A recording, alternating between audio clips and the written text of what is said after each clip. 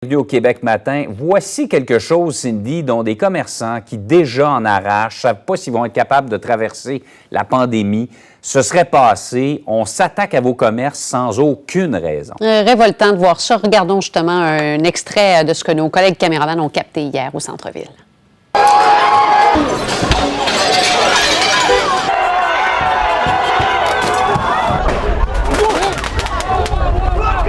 La manif contre le racisme a tourné à l'affrontement hier soir à Montréal et ce matin, l'heure est au nettoyage, Marianne.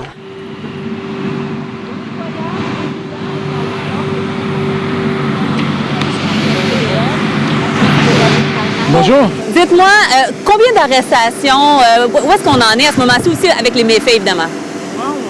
On compte 11 arrestations, dont 9 pour introduction par effraction. On en a une pour agression armée et une pour méfait. On a également plusieurs événements qu'on note, entre autres, principalement des méfaits. Donc, on parle de vitrines qui ont été cassées ou bien de graffitis.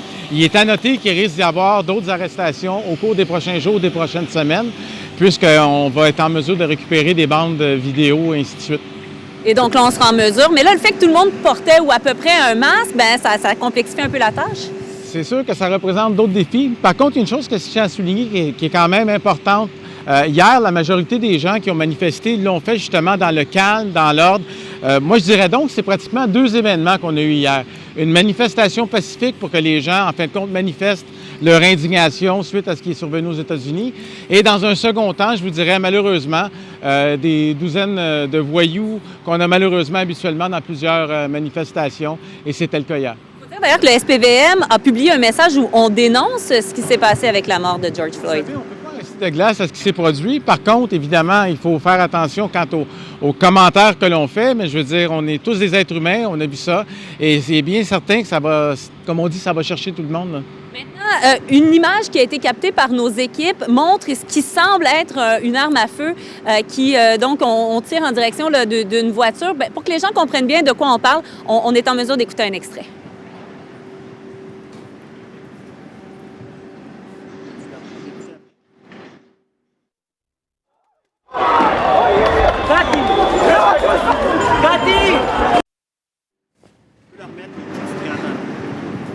Donc, M. Durocher, vous avez vu les images. On enquête là-dessus au SPVM? Évidemment qu'on enquête là-dessus. C'est très préoccupant lorsqu'on voit des situations du genre. Donc, la photo est publiée amplement dans les médias et on espère justement être en mesure de procéder à une arrestation éventuellement. Est-ce que ça semble être une arme réelle de ce que vous voyez? Il est difficile à dire de ce qu'on voit. Ça semble être une arme de poing.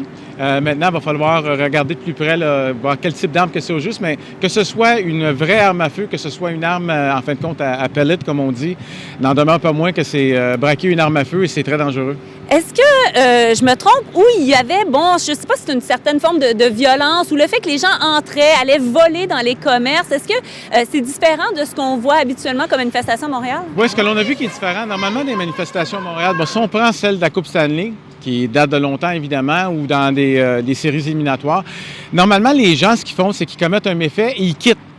Hier, ce qu'on a vu, c'était effectivement inhabituel. Ils sont entrés dans certains commerces, on les voyait très bien sur les images vidéo, sortir avec la marchandise. Donc, nos enquêteurs, justement, parmi les arrestations, on en a 9 pour introduction par effraction. Justement, ce sont des gens qui sont entrés dans des commerces et qui ont quitté avec la marchandise. Il y a une manifestation similaire qui est prévue pour dimanche. À partir de là, on ajuste nos tactiques. Comment vous voyez ça, ce qui s'en vient? On ajuste toujours nos tactiques jusqu'à la dernière minute parce que les situations évoluent tout le temps. On est... Évidemment, on suit ce qui se passe aux États-Unis. C'est indéniable que ça a une répercussion sur nous à Montréal. Et la semaine prochaine, c'est une manifestation. Les gens qui ont manifesté pacifiquement peuvent le faire, c'est un droit. Et les gens l'ont très bien fait hier. Comme je dis, 2 événements. Une manifestation très pacifique et l'autre, malheureusement, avec du grabuge. Merci. Merci beaucoup. Donc, inspecteur André Durocher du SPVM, bilan. Donc, 11 arrestations. Mais M. Durocher le disait bien, d'autres arrestations qui sont éventuellement à prévoir parce qu'on aura les bandes vidéo, évidemment, avec tous les commerces qui ont été pillés, du moins vandalisés dans certains cas. Merci beaucoup pour ces nouveaux détails, Marianne. Je vous en prie.